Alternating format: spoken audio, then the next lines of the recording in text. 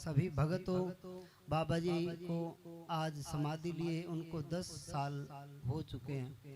तो उनके हर साल भंडारे पर परम पूज्य दशरथ नाथ जी के हुक्म से हुआ है। जो भी भंडारा उनका हुआ है तो आज से हुक्म से हुआ है। अगले साल 14 बीपीओ में बड़ी गौशाला बना रहे हैं दशरथ नाथ जी के नाम से, कि बाबा जी का नाम गली गली में गूंजना चाहिए। और अब की बार मेरा ये प्लान है कि लाइब्रेरी बच्चों के लिए अपने विनोद गोठवाल जी विधायक ने किताबें, यहाँ बड़ी बड़ी की 2-2.5 लाख रुपए की किताबें के लिए उन्होंने दिया है। और एक अपने जितने हम गुरु भाई हैं, हमने सब ने मिलकर एक प्लान किया है कि कोई भी बच्चा पढ़ के, शिक्षा से बड़ा कोई दान नहीं है। तो हमें मंदिर में एक तो 24 घंटा लंगर चलेगा, यहाँ अटूट लंगर चलेगा। कोई साधु आए, संत आए, मुझे इस बिल्डिंग से कोई मंदिर से कमाई का साधन नहीं बनाया, ना मैंने ये सोच के बनाया कि ये मेरे परिवार को इससे कोई हिस्सा मिले, नहीं। मैंने परम पूज्य दशरथ नाथ जी का नाम चमकना चाहिए, गली गली में उनकी गुंजन होनी चाहिए कि दशरथ नाथ क्या चीज थी। और जिन्होंने एक दिन में बाबा जी के आगे रोने लगे, रात को टाइम ध्यान पे बैठे, बाबा जी कहने लगे पागल है, यहाँ पर नसीबों वाले का पैसा लगेगा, यहाँ पर पापी का पैसा यहाँ नहीं लगेगा, तो चिंता मत करना, हम मंदिर अपने आप बनवा लेंगे। और ये बनवाया भी और बनवा भी रहे हैं। भाई उन्होंने बड़े बड़ों को चमत्कार दिया है। कोई लड़का किसी का नौकरी लगा है, किसी का बिजनेस चला है, किसी का कुछ हुआ है, किसी का कुछ, भाई अपने आप वो लगा रहे हैं। तो लगवाने वाला परम पूज्य दशरथ नाथ महाराज जी हर एक रूप में काम कर रहे हैं। वो कोई कमी ना आई और ना आएगी, क्योंकि मेरे को ये विश्वास है कि मेरा गुरु पूर्ण है।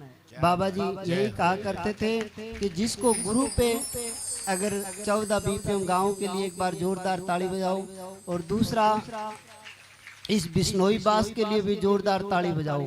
क्यों कि देखो, मैं इस बिश्नोई बास की एक तारीफ करता हूँ कि इस बास में जम्बेश्वर भगवान को मैं बहुत बहुत कोटि कोटि प्रणाम करता हूँ कि जो इस समाज के अंदर आए, उन्होंने मांस, मीट, अंडा, इन चीज़ों से बचाया। इस समाज में ये चीज़ें नहीं है। आज तक बिश्नोई समाज में आप किसी के घर चले जाना, मांस मीट नहीं है। तो इनको पापों से गुरु महाराज ने 500 साल पहले इनको सत्संगी बना के गए हैं।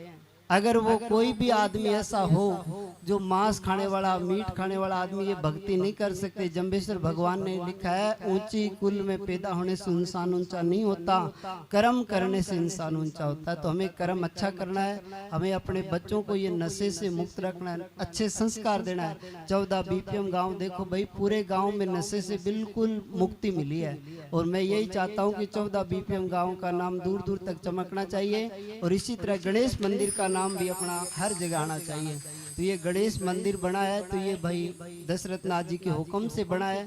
इस दरबार में जो दिल से पैसा लगाएगा, उसको एक लगाएगा, उसको अनेक मिलेंगे। ये परम पूज्य दशरथ नाथ जी के वचन है। और जो अभी हमने जो भंडारा करना है, जो 1 तारीख को परम पूज्य दशरथ नाथ जी का बड़ा धूमधाम से भंडारा करेंगे। उस भंडारे पर परम पूज्य राधे स्वामी जी महाराज जी को दे के कथा की रखी गई है। तो उस कथा के अंदर भंडारे वाले दिन परम पूज्य दशरथ नाथ जी के गुरु भाई थे, बचपन से उनके साथ रहे और बचपन से उन्होंने इकट्ठे रह के तपस्या करी। तो वो आशीर्वाद देने के लिए हमें 1 तारीख को सही राइट 10 बजे यहाँ पर पधारेंगे। तो सारी संगत को आना है। और हर रोज कनवाणी गौशाला के पास से बस चलती है 11 बजे। और 14 बीपीएम से अगर कोई भी आना चाहे, 14 बीपीएम और कनवाणी गौशाला के पास से बस चलेगी 10 बजे, 11 बजे दिन में। और अपने 14 बीपीएम मंदिर से चलेगी। जो कोई आना हो 14 बीपीएम से, अगर गांव से इधर उधर से कोई भी संगत आए तो 11 बजे वहां पहुंचे और 3 बजे वापसी, यहाँ कथा होने के बाद वापसी छोड़ के भी आएगी। तो सारी संगत आए, बहुत बहुत धन्यवाद संगत आई उनको। और मैं परम पूज्य बाबा जी से यही प्रार्थना करता हूँ कि जो एक एक कदम रख के आए हैं संगत, उनको भगवान एक एक कदम का फल दे और परमात्मा उनके घर में सुख शांति रखे। तो एक बार इस बिश्नोई बास के लिए भी जोरदार ताली बजाओ। वाह, ठीक है, करो आरती।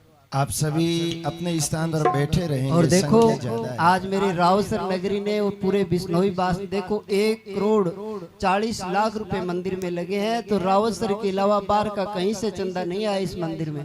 देखो 1.5 साल के अंदर 1 करोड़ 40 लाख रुपए इस मंदिर के अंदर लगे हैं। कोई हॉल में, कोई कमरा में। और अपने साबी भाई है, बोलो महाराज जी के कारण बोलो, साबी भाई सोनी कमरा बनवाया। एक है यहाँ बहुत सभी लोग बैठे रहे हैं, आज बैठे आरती करेंगे क्योंकि संख्या ज्यादा है।